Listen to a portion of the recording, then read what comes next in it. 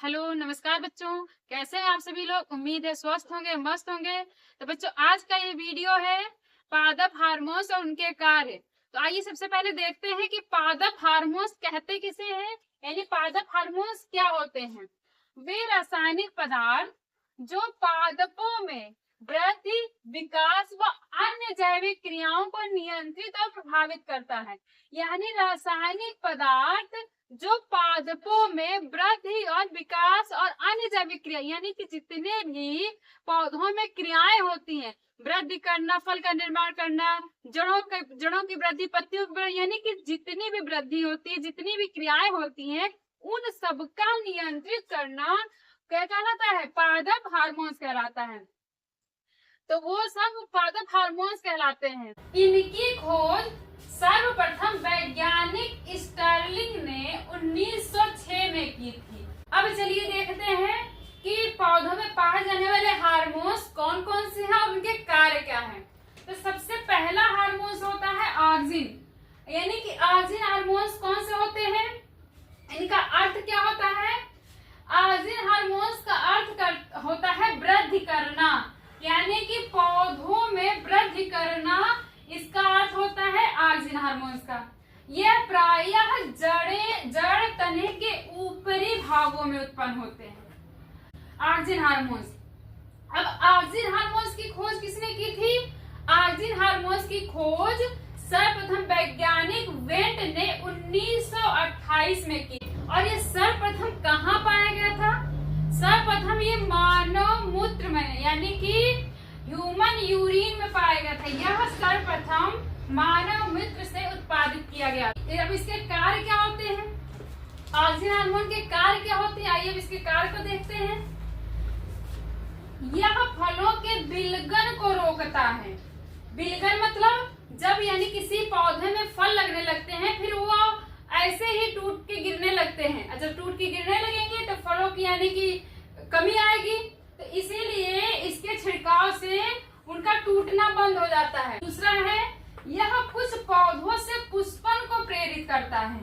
दूसरा क्या है? यह कुछ पौधों में पुष्पन को प्रेरित करता है, यानी कुछ पौधे ऐसे होते हैं जिसमें पुष्प नहीं होते हैं, तो इनका छिड़काव कर देने से, ऑक्सिन हार्मोन्स का छिड़काव कर देने से पौधों में पुष्प आने लगते हैं। ये पौधों के पुष्पन को प्रेरित करता है।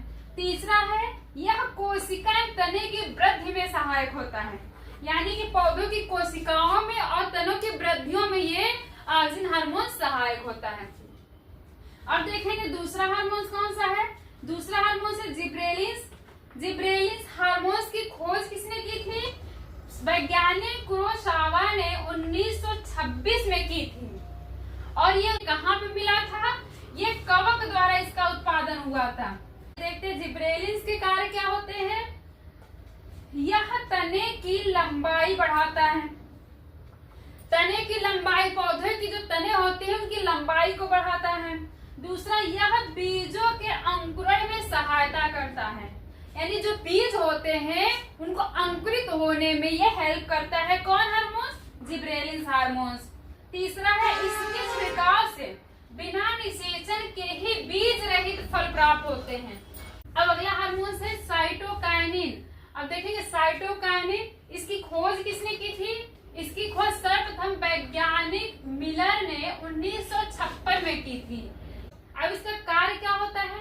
यह ऑक्सिन के साथ मिलकर सेल डिवीजन की गति को तेज करता है।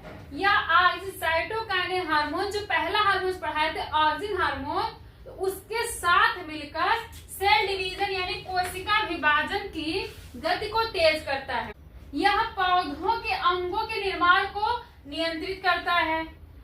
मादा पुष्पों की संख्या में वृद्धि करता है। जितने भी मादा पौधे होते हैं यानी फीमेल वाले प्लांट होते हैं, उनकी पुष्पों की संख्या में ये वृद्धि करता है। यह पौधों के रोग प्रतिरोधक क्षमता को और बढ़ाता है। अगला है एब्सिसिक अम्ल। एब्सिसिक अम्ल ये कौन, इसकी खोज किसने की थी? इसकी खोज 1961 से 1965 में कार्श ने की थी। अब देखेंगे इसके कार्य क्या होते हैं। यह सेल डिवीजन को रोकता है, यानी कि यह कोशिका विभाजन को रोकता है। कोशिका देता है। यह कलियों में वृद्धि और बीजों के अंकुरण को रोकता है। ये कलियों के वृद्धि को, बीजों के अंकुरण को, यानी कि ये वृद्धि नहीं करने, पौधों में ये वृद्धि नहीं करने देता है। यह रंध्रों को बंद करके वाष्पोत्सर्जन को कम करता है, यानी जो पौधों में पत्तियों में छोटे छोटे रंध्र पाए जाते हैं उनको ये बंद कर देता है। जब बंद कर देता है तो वाष्पोत्सर्जन की क्रिया कम हो जाती है। यह पौधों में पुष्पन को रोकता है। यह पौधों में पुष्पन को रोकता है, यानी पौधों में पुष्प नहीं आने देता है।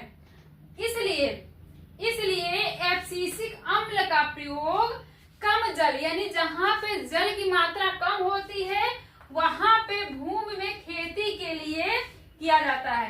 यानी जिस भूमि पर जल की मात्रा कम होगी, जिस जगह पे जल की मात्रा कम होती है उसी जगह पे खेती के लिए एब्सिसिक अम्ल का प्रयोग किया जाता है। अब अगला और लास्ट हार्मोन है एथाइलिन। आप देखेंगे एथाइलिन, इसकी खोज किसने की थी? इसकी खोज 1962 में जूलियस वान स्टेक्स ने की थी। अब इसके कार्य को देखेंगे। यह गैसीय अवस्था में पाया जाता है, यानी कि मात्र एक ऐसा ही हार्मोन होता है एथाइलिन जो गैसीय अवस्था में पाया जाता है। यह फलों को पकाने में मुख्य भूमिका निभाता है। यह पत्तियों, फलों व पुष्पों के विलगन को तीव्र करता है। यह पौधों को लंबा होने से रोकता है, यानी ये पौधों को लंबा होने से रोकता है।